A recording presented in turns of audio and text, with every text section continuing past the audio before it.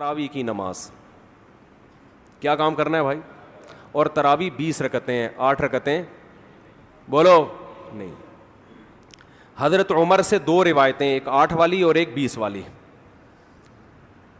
کہ حضرت عمر نے کتنی دیکھو نبی صلی اللہ علیہ وسلم نے تراویح کی کتنی رکعتیں پڑھی ہیں، کوئی بے غبار حدیث میں ہمیں اس کا تذکرہ نہیں ملتا. بس اتنا ہے کہ 3 دن پڑھی ہے، بس کتنی پڑھی ہے ہمیں نہیں پتا. یہ ہمیں حضرت عمر کے عمل سے پتہ چلتا ہے، کیونکہ حضرت عمر بدعتی بولو نہیں ہو سکتے، کیونکہ انہوں نے جب جماعت سے 20 رکعتیں پڑھائی ہیں حضرت عمر نے، تو اس کا مطلب نبی نے ان 3 دن میں کتنی پڑھی تھیں. اور ایک ضعیف روایت میں اس کا تذکرہ بھی ہے کہ نبی نے 20 رکعتیں پڑھی ہیں. تو ضعیف روایت کی تائید جب خلفائے راشدین کے عمل سے ہو گئی تو وہ ضعیف بھی عملاً کیا بن گئی؟ صحیح بن گئی ہے وہ. تو حضرت عمر سے 2 ہیں، 8 بھی اور 20 بھی. 8 والی پر امت نے کسی امت نے عمل ہی نہیں کیا، کیونکہ وہ بالاتفاق مضطرب ہونے کی وجہ سے ضعیف ہے، سند کی وجہ سے نہیں بلکہ مضطرب. کیونکہ جو راوی حضرت عمر سے 8 بیان کر رہا ہے وہی کتنی بھی بیان کر رہا ہے؟ 20 بیان کر رہا ہے. اور جب ہم صحابہ کے دور میں دیکھتے ہیں تو ہمیں سب جگہ 20 نظر آ رہی ہیں، 8 کہیں بھی نظر نہیں آ رہی. تو یہ کیسے ممکن ہے کہ حضرت عمر نے 8 شروع کی ہوں اور کوفہ، بصرہ، دمشق، شام، مصر سب جگہ 20 ہو رہی ہوں؟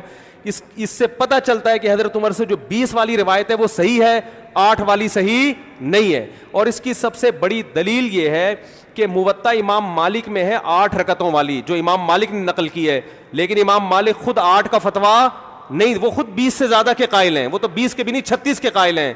تو یہ کیسے ممکن ہے کہ کتاب کا مؤلف 8 والی ذکر کر رہا ہو مگر خود اس روایت کو وہ اس پر عمل نہ کر رہا ہو؟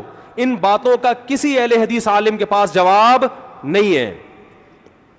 ترمذی میں ایک روایت پیش کی جاتی ہے امام احمد بن حنبل سے، یہ روایت ہے کہ اس میں کوئی مخصوص عدد ثابت نہیں ہے، جتنی چاہے پڑھ لو. لیکن امام احمد کی جو اپنی اصل کتابیں ہیں فقہ کی، اس میں امام احمد کے شاگرد جو امام احمد سے ذکر کرتے ہیں وہ ذکر کرتے ہیں امام احمد بن حنبل کے نزدیک بھی 20 رکعتیں مختار ہیں. سمجھ نہیں آ رہی میرا خیال ہے بات. تبھی فقہ حنبلی میں تراویح کی رکعتیں کتنی ہیں؟ 20. اور امام ابو حنیفہ کے نزدیک بھی. لوگ پتہ ہے مجھ سے کیا کہتے ہیں؟ لوگ جو ہے نا کہتے ہیں کہ یار آپ ان حدیثوں کا انکار کر رہے ہو جس میں 8 آتا ہے. 8 والی جو بخاری کی حدیث ہے نا اس کا تراویح سے کوئی تعلق نہیں ہے. بخاری میں آتا ہے نبی رمضان اور غیر رمضان میں 8 پڑھتے تھے، اس کا تراویح سے کوئی تعلق، وہ تو غیر رمضان میں بھی تھی. اتنی سینس نہیں ہے یار، آپ ہمیں قرآن و حدیث سکھا رہے ہو اور ہمیں اپنا مقلد بنا رہے ہو اتنے بڑے بڑے مجتہدین کی تقلید چھوڑ کے. میں لوگوں سے ایک بات کہتا ہوں، ایک قرآن و حدیث وہ ہے جو ابو حنیفہ، شافعی، مالک اور احمد بن حنبل نے سمجھا، اور ایک قرآن و حدیث وہ ہے جو 15ویں صدی کے مولوی سمجھ رہے ہیں. کس کی فہم زیادہ صحیح ہوگی؟ بولو بھائی. ایک قرآن وہ ہے جو انجینئر بیان کر رہا ہے حدیث، ایک حدیث کی تفصیل وہ ہے جو امام مالک بیان کر رہے ہیں، ابو حنیفہ بیان کر رہے ہیں جن کی 80 ہجری میں پیدائش ہوئی ہے، تابعین میں سے ہیں، جو امام شافعی بیان کر رہے ہیں. تم امام شافعی کو چھوڑ رہے ہو، تم امام ابو حنیفہ کو چھوڑ رہے ہو، تم امام مالک کو چھوڑ رہے ہو، تم احمد بن حنبل جیسے محدث اور فقیہ جو امام بخاری کے استاذوں میں ہیں ان کو چھوڑ کر فالو کس کو کر رہے ہو؟ انجینئر کو. اور تم کہہ رہے ہو ہم صرف قرآن و حدیث کو مانتے ہیں، ہم کسی اور چیز کو نہیں مانتے. تم قرآن و حدیث کو نہیں مانتے میرے بھائی، تم مقلد ہو، اندھے مقلد ہو. تم قرآن و حدیث کی اس تشریح کو مانتے ہو جو انجینئر کر رہا ہے، اس تشریح کو نہیں مانتے جو احمد بن حنبل کر رہے ہیں، جو ابو حنیفہ کر رہے ہیں، جو امام مالک کر رہے ہیں، جو امام شافعی کر رہے ہیں. یہ بڑے بڑے تابعین، تبع تابعین، مجتہدین جن کو پوری امت نے فالو کیا ہے. تو 8 رکعت کی جو موطا امام مالک کی حدیث ہے اس 8 رکعت پہ امام مالک نے فتویٰ نہیں دیا. کیوں؟ اس لیے کہ وہ حدیث مضطرب ہے، اس میں راوی ایک بیان پہ ٹکتا نہیں ہے، کہیں 20 بیان کرتا ہے، کہیں 8. جب راوی کے بیان میں تضاد ہو تو حدیث مضطرب ہونے کی وجہ سے رد ہو جاتی ہے. اور میں آخری بات کر کے بیان کو ختم کرتا ہوں، یہ جو تراویح کا لفظ ہے یہ 8 رکعتوں پہ فٹ ہی نہیں بیٹھتا ہے. اس کا بھی میں جواب سوال کر رہا ہوں لیکن کوئی جواب نہیں دے رہا. دیکھو اپنی مرضی کے سوال بنا کے جواب دے دیا کرو تو لوگ واہ واہ کریں گے. آپ میرے ساتھ یہ ہو رہا ہے، میں جو بیانات میں اعتراض کرتا ہوں نا اس کا جواب نہیں مجھے ملتا، خود سے اعتراض بنا کے کیا کر دیا جاتا ہے جواب. جیسے میں نے بتایا تھا کہ حرم میں 4 مصلے تھے, حنفی, مالکی, شافی, حنبلی, 4 مصلے تھے نا کئی سو سال تک, جو کہ نہیں ہونے چاہیے, ایک ہی ہونا چاہیے تھا مصلی. تو لوگوں نے اعتراض کیے 4 مصلے تھے حرم میں, یہ دیکھو کتنا غلط, یہ حنفی مالکی ایسے ہوتے ہیں. تو میرا سوال یہ تھا کہ 5واں کیوں نہیں تھا اس وقت؟ اس کا مطلب 5واں فرقہ وجود میں آیا ہی نہیں تھا, وہ اب پیدا ہوا ہے. وہ ٹھیک ہے 4 غلط تھے, لیکن اس غلط کو بھی صحیح ان 4 میں سے ایک نہیں کیا ہے. سمجھ رہے ہیں کہ نہیں بھئی ایک امام ہونا چاہیے, 4 الگ الگ جماعتیں نہیں ہونی چاہیے. لیکن اس کا مطلب 700 سال تک امت یہ سمجھتی رہی کہ اہل سنت والجماعت کے 4 نمائندے ہیں, 4 مکتب فکر, 5واں کوئی تھا ہی نہیں, لہذا اس کا کوئی مصلی تھا ہی نہیں. تو سوال یہ تھا, لیکن جب سوال یہ پوچھا جائے تو ایسے جواب ملتا ہے کہ وہ سوال ہی پی جاتے ہیں. سوال یہ جواب یہ دیا کہ غلط ہو رہا تھا, یہ بدعت ہے, اور یہ بدعت ہے, یہ ناجائز ہے. تو ہم کب کہہ رہے ہیں کہ صحیح تھا بھائی وہ, لیکن یہ پوری دنیا میں نہیں ہو رہا تھا, یہ صرف حرم میں ہو رہا تھا. اور اس کو ختم بھی حنبلیوں نے کیا ہے کہ نہیں جی امام ایک ہونا چاہیے, سارے چاہے حنفی ہو شافعی ہو اس امام کے پیچھے نماز پڑھیں گے. سمجھ میں آ رہی ہے بات کہ نہیں آ رہی؟ تو سوال یہ تھا کہ 700 سال یا 400 سال تک امت کی نمائندگی ان 4 مکاتب فکر نے کی ہے حرم میں, 5ویں نے کوئی اپلیکیشن بھی نہیں دی. اس کا مطلب 5واں تھا ہی نہیں. اور جو آپ یہ مختلف الفاظ بیان کرتے ہو کہ امام احمد بن حنبل اہل حدیث تھے, فلاں میں اہل حدیث تھے, تو امام احمد بن حنبل اگر اس طرح کے اہل حدیث تھے تو پھر امام احمد بن حنبل کے فالوورز کو اہل حدیث کیوں نہیں کہا جاتا ہے, حنبلی کیوں کہا جاتا ہے؟ نہیں آ رہی بات میرا خیال. یہ ایسے ہی ہے جیسے جماعت المسلمین والے کہتے ہیں کہ ہم نبی کے دور سے ہیں, اور پھر بخاری میں دکھاتے ہیں جماعت المسلمین کے الفاظ. او بھائی یہ والی جماعت المسلمین نہیں تھی, یہ تو باقاعدہ آپ نے رجسٹر کروائی ہے 1975 میں. وہ جماعت المسلمین صحابہ کو جماعت المسلمین کہا گیا ہے. تو یہ جو اہل حدیث کا لفظ ہمیں پرانے وقتوں میں ملتا ہے, یہ محدثین کے لیے ملتا ہے, یہ کسی مخصوص فرقے کے لیے نہیں ملتا. پھر بھی میں اہل حدیث کو اہل سنت میں داخل سمجھتا ہوں, میں پھر بھی ان کو نہیں کہتا کہ جہنم میں جائیں گے, لیکن میں کہتا ہوں کہ آپ کم از کم اس چند 100 سال پہلے آپ پیدا ہوئے ہیں, آپ کی جماعت وجود میں آئی, ہم پھر بھی آپ کو گلے لگانے کے لیے تیار ہیں, اور ہم صدیوں سے چلے آ رہے ہیں. آپ ہمیں کیا کر رہے ہو؟ آپ ہمیں گمراہ لوگوں میں داخل کر رہے ہو.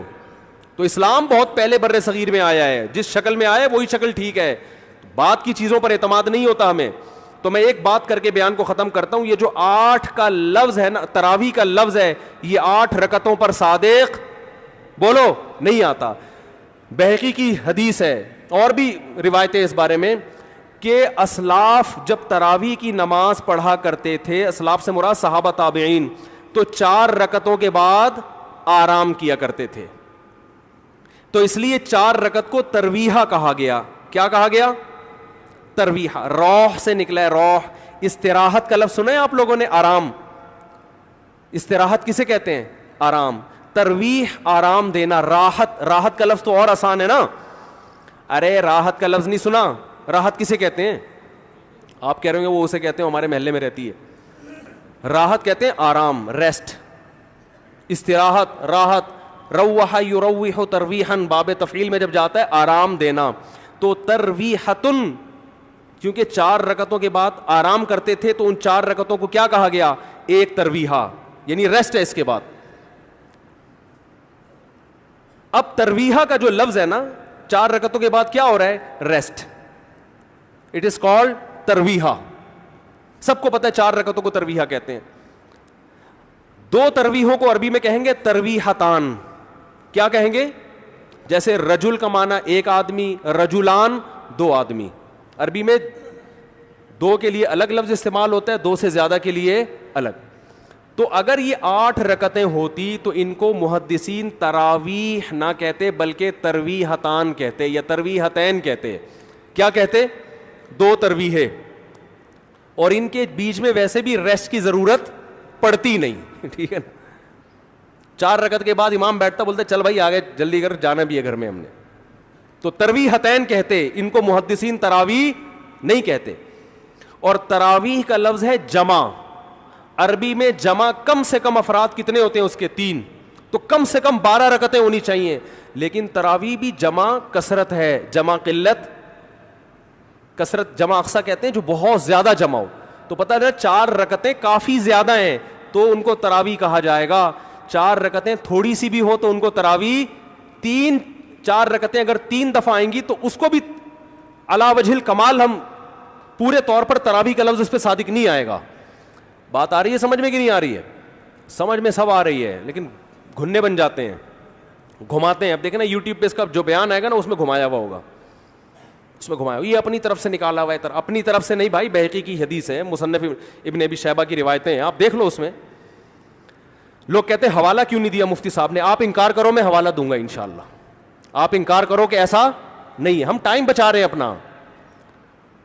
وہ مجھے کہہ رہے تھے نا اس بحث میں کہ مفتی صاحب آپ دلیل دو, جو دعویٰ کرے دلیل اس کے ذمے ہے. میں نے کہا دلیل اس کے ذمے اس وقت ہے جب سامنے والے دعوے کا انکار کرے. میں نے ستار بھائی کو میں نے کہا کہ ستار بھائی تم نے 1 لاکھ روپے لیے ہیں. ستار بھائی کہہ رہے ہیں نہیں, ہاں لیے ہیں. تو مجھے کیا ضرورت ہے میں گواہ پیش کروں کہ دلیل دوں؟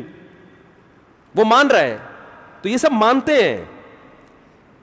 یہ تو علماء جس نے بھی حدیث کی کتابیں پڑھی ان کو پتا ہے کہ ترویح کا لفظ اس لیے لکھا ہوا ہے اس میں.